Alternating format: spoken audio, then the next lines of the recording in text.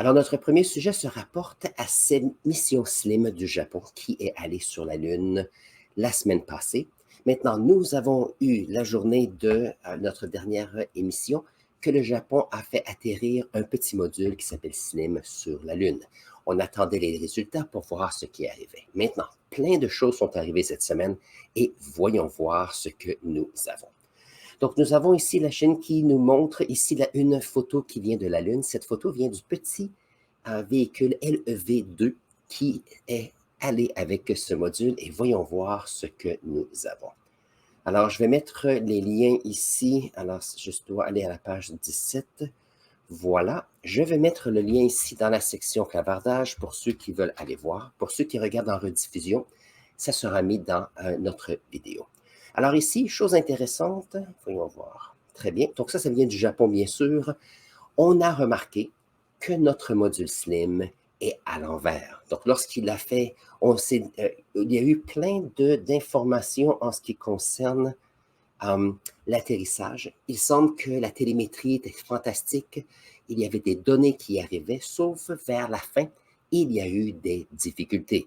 Assez de difficultés pour que lorsqu'il y a eu atterrissage, cela a fait tourner notre petit bolide. Ici, on peut voir, chose intéressante, c'est que les panneaux solaires qui étaient supposés être au-dessus, vers le haut, se retrouvent vers l'ouest. Donc, présentement, qu'est-ce qu'on se retrouve? On se retrouve avec la Lune, avec un module qui n'a plus d'énergie. Donc, on doit attendre que la Lune fasse sa révolution, son orbite autour de la Terre, en direction avec le Soleil, pour pouvoir charger les batteries. Et là, on va avoir plus d'informations. Vous allez dire, comment est-ce qu'on a eu cette photo? Je ne sais pas si on peut le mettre un peu plus grand, mais ça me semble que ça serait intéressant. Comment est-ce qu'on a eu cette photo? C'est qu'on a vu la semaine passée qu'avec ce module Slim, il y a eu un petit véhicule qui est la grosseur d'une balle de tennis qui peut se promener et il y a une caméra. Et ça, c'est la photo que nous avons eue de ceci. Donc, si on peut penser, l'atterrissage a été bien fait parce que le module n'est pas brisé. Donc, ça, c'est quelque chose d'utile. Peut-être un jour, des humains vont aller sur la Lune et le remettre en bonne position. Ça serait intéressant. Voyons voir si on peut trouver d'autres informations. Alors, chose intéressante, l'atterrissage était supposé arriver ici et on se retrouve avec un atterrissage qui est à peu près à 50 mètres de ce qu'on voulait faire. Donc, chose intéressante, ça veut dire, mais vous allez dire, oui, mais on n'est pas atterri à la bonne place. Mais gardez en tête que ici, la précision de l'atterrissage devait être à l'intérieur de 100 mètres. Donc, ici, on a eu un atterrissage qui a été un succès. Donc, on est très, très content de ce côté-là. Alors, ça, c'est un petit graphique que je voulais montrer. Ça montre ici alors les lectures télémétriques pour l'atterrissage. Donc, on pouvait voir ici que la distance, d'après moi, ça, c'est les distances. Alors ici, c'est mètres par seconde carré. Donc ça, c'est la vitesse. Donc on avait une grande vitesse. La vitesse s'est rapetissée, mais qu'est-ce qui est arrivé vers la fin? On a eu des difficultés avec les lectures et on se dit que c'est probablement ce qui s'est passé ici. Voyons voir s'il y a une autre. Alors ça, c'est ici en japonais. Bien sûr, je ne parle pas le japonais, mais c'est assez pour vous donner des informations intéressantes. Voyons voir. Ça, c'est une autre image intéressante qui est arrivée. Donc, n'oubliez pas que l'appareil qui prend des photos, c'est la grosseur d'une balle de tennis. Voyons voir si je peux faire une recherche pour vous remontrer ceci. Le V2. Voyons voir si je peux vous montrer ça. Alors, je l'ai montré la semaine passée. Okay. Que se passe-t-il ici? On est capable. Oh, ça s'en vient, je pense. Voici le petit bolide.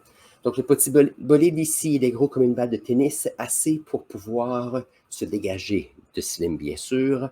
Et ici, c'est le même principe qu'un jouet.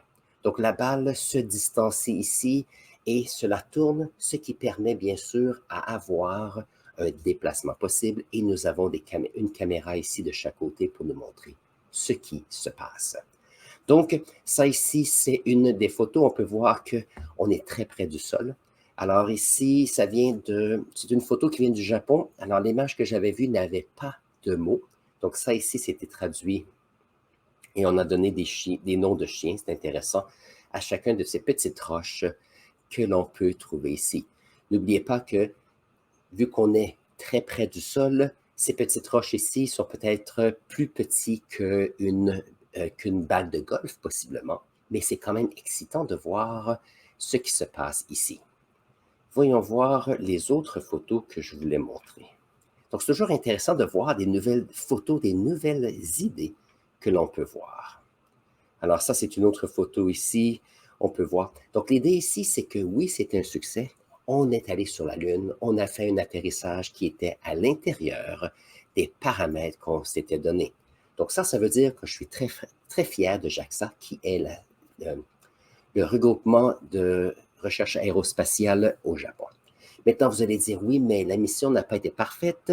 Ça, c'est vrai. Mais n'oubliez pas que chaque mission que l'on fait nous permet d'apprendre des choses et améliorer ce que l'on connaît. C'est ça les sciences. Les sciences n'est jamais quelque chose qui est parfait, sans aucune question et sans aucune possibilité que ça ne fonctionne pas. Par contre, chaque chose qui arrive nous permet de développer ce que l'on sait. Donc, nous avons le SLIM qui est sur la Lune.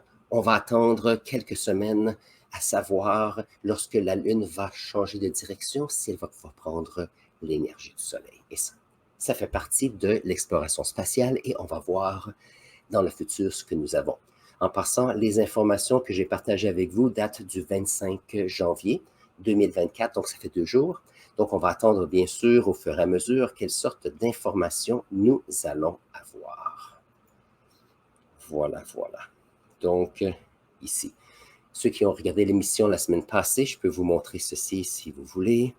Donc, ici, nous avions l'appareil qui était assez, à un niveau du sol qui était assez constante. N'oubliez pas que la difficulté, c'est qu'il n'y a pas d'atmosphère sur la Lune, ce qui permet l'approche un peu plus difficile. Et donc, les difficultés ont eu lieu dans cette partie ici. Voyons voir de notre alunissage. Mais je suis très fier des Japonais ici. Un autre sujet intéressant qui est arrivé cette semaine, c'est que nous avons, alors je sais que vous savez qu'il y a une petite hélicoptère sur Mars qui s'appelle Ingenuity. Cet hélicoptère est arrivé sur Mars en 2020 et depuis 2020, elle nous donne des informations qui se rapportent sur Mars. Maintenant, ce n'est pas très gros, c'est une dizaine de centimètres ici. Maintenant, c'est très léger et la raison pour cela, c'est que l'atmosphère, elle est beaucoup plus mince sur Mars que sur la Terre. Donc, on avait besoin d'un petit poids. On a ici 2 hélices pour s'assurer que tout va bien et un panneau solaire qui est en haut ici. Donc, dans ce temps-ci, il y avait des statistiques qui étaient intéressantes. Je ne sais pas si c'est ici. Voilà. Donc, cette petite hélicoptère, 72 vols. Ici, il y a eu 128 minutes. Distance volée à peu près 11 000, donc 17 km à peu près. Ici, la vitesse, à peu près 10 mètres par seconde et la plus haute altitude à 24 mètres. Sachant que l'atmosphère est plus mince, ce n'est pas évident. Donc ici, ça nous montre l'information, c'est 1,8 kg. Et puis, voyons voir, avec les hélices, c'est à peu près 1,2 mètres. Maintenant, ce qui est intéressant ici avec cet hélicoptère, c'est que c'est une compagnie qui s'est dit, il y a une mission qui va sur Mars qui s'appelait Persévérance, qu'on envoyait un nouveau véhicule. En 2020, ils ont dit, est-ce qu'on peut utiliser votre mission pour faire quelque chose d'intéressant? Et bien sûr, si on regarde, ça c'est la mission Persévérance. Donc, mission Persévérance qui était ici. Alors, ce qu'ils ont fait, c'est que la compagnie s'est dit, on a une petite hélicoptère qu'on aimerait envoyer. Maintenant, on sait que tout ce qui s'appelle drone est intéressant pour nous, les humains. Donc, qu'est-ce qu'ils ont fait? Ils ont dit, on ne sait pas si ça va fonctionner. Alors, ce qu'on va faire, c'est qu'on aimerait s'attacher dans le bas, ici à la base de Persévérance. Et une fois que vous allez être sur Mars, vous allez pouvoir nous laisser aller et on va faire des tests à savoir si ça fonctionne. Donc, l'idée ici, c'était qu'on aurait un drone qui nous permet de pouvoir voyager à partir de la base qui est Persévérance. Donc, bien sûr, Persévérance est un bolide un peu plus grand. Ça permet d'avoir un relais d'information. Et de plus, ça permet d'avoir un relais d'information qui peuvent envoyer sur Terre des informations qui se rapportent ici. Donc ici, ça faisait deux choses. Il y avait le côté intéressant de faire voler un hélicoptère ou un mini-hélicoptère, un drone sur Mars, et ça a fonctionné. On a à peu près 72 missions, donc on sait que ça a fonctionné. Donc, point de vue scientifique, point de vue ingénierie, point de vue technologique, ça s'est très bien passé. Et puis, on peut voir ici, alors, il y a eu quelques fois où Persévérance a perdu contact avec l'hélicoptère. On a repris ici de temps en temps et éventuellement, on a réussi à faire à peu près, voyons voir, de février 21 à janvier 2024. Donc, ça fait 3 ans de travail ici. Maintenant, j'aimerais savoir s'ils disent pourquoi est-ce qu'il y a eu des difficultés. Alors, voyons voir. Une des difficultés, je pense, c'est une des pales. On appelle ça des pales, voilà, d'hélicoptères ici qui a eu des difficultés pour pouvoir voler. Donc, vu que ceci ne fonctionne pas ou ne fonctionne plus de façon sécuritaire, à ce moment-là, ceci doit arrêter.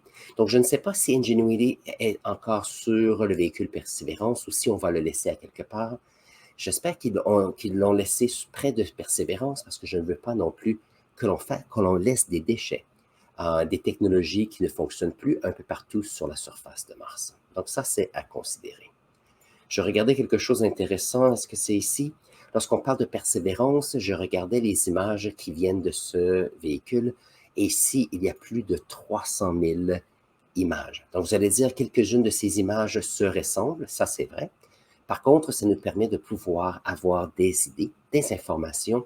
Point de vue visuel, ça permet aux géologues, aux géographes et aux scientifiques de voir un peu qu'est-ce qui s'est passé dans la formation ici, mais aussi la formation de ces roches, mais aussi est-ce que ça peut expliquer un peu ce qui s'est passé dans le passé. Donc, c'est très excitant. Donc, les photos, on ne peut jamais avoir assez de photos. N'oubliez pas qu'on est en 2024, une des choses que les personnes adorent, c'est avoir des photos pour pouvoir documenter qu'est-ce que l'on fait. Chose intéressante, notre société en 2004 est probablement la société qui documente le plus ce qui se passe. Et la question, c'est qu'est-ce qu'on fait avec cela pour protéger notre petite planète, bien sûr. Si vous avez appris quelque chose d'intéressant aujourd'hui, n'oubliez pas de vous abonner à notre chaîne. Si vous avez des questions supplémentaires, mettez-les dans la section commentaires. Ça me fait toujours plaisir de les lire et les utiliser pour faire nos prochaines vidéos. Sur ce, prenez un instant et je vais mettre ici un lien pour une autre vidéo pour vous et on se voit dans la prochaine vidéo.